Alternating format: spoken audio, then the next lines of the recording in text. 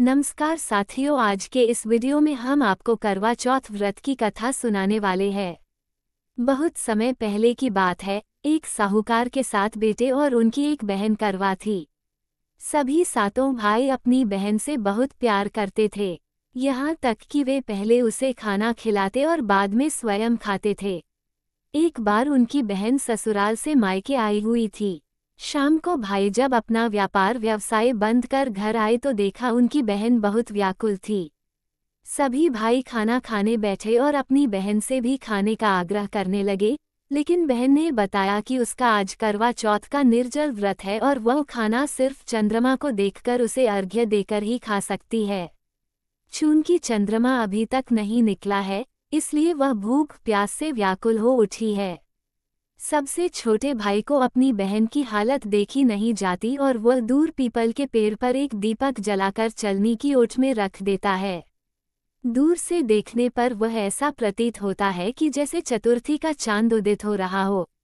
इसके बाद भाई अपनी बहन को बताता है कि चांद निकल आया है, तुम उसे अर्घ्य देने के बाद भोजन कर सकती हो।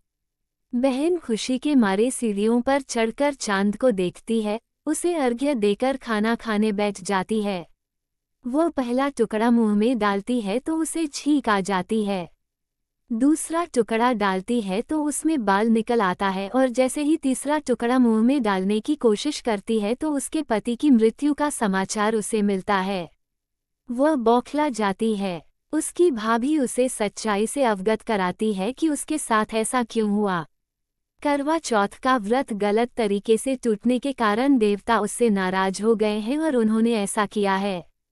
सच्चाई जानने के बाद करवा निश्चय करती है कि वह अपने पति का अंतिम संस्कार नहीं होने देगी और अपने सतीत्व से उन्हें पुनर्जीवन दिलाकर रहेगी।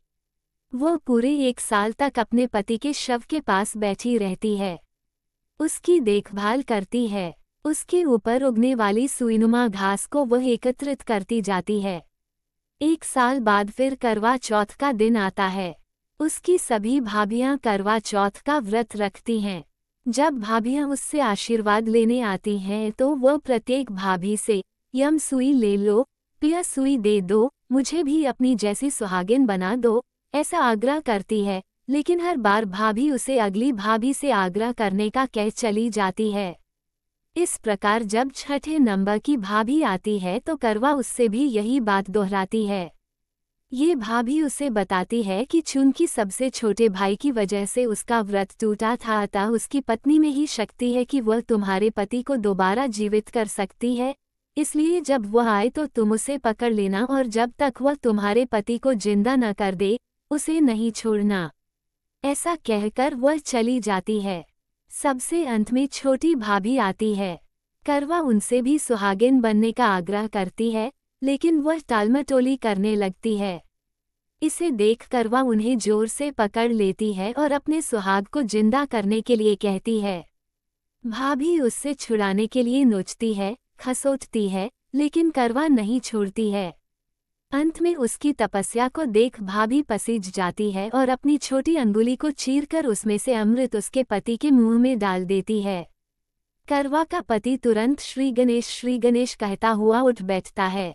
इस प्रकार प्रभु कृपा से उसकी छोटी भाभी के माध्यम से करवा को अपना सुहाग वापस मिल जाता है। हे श्री गणेश माँ गौरी, जिस प्रकार करवा को चिर सुहागन का वरदान आपसे मिला है, वैसा ही सब सुहागिनों को मिले।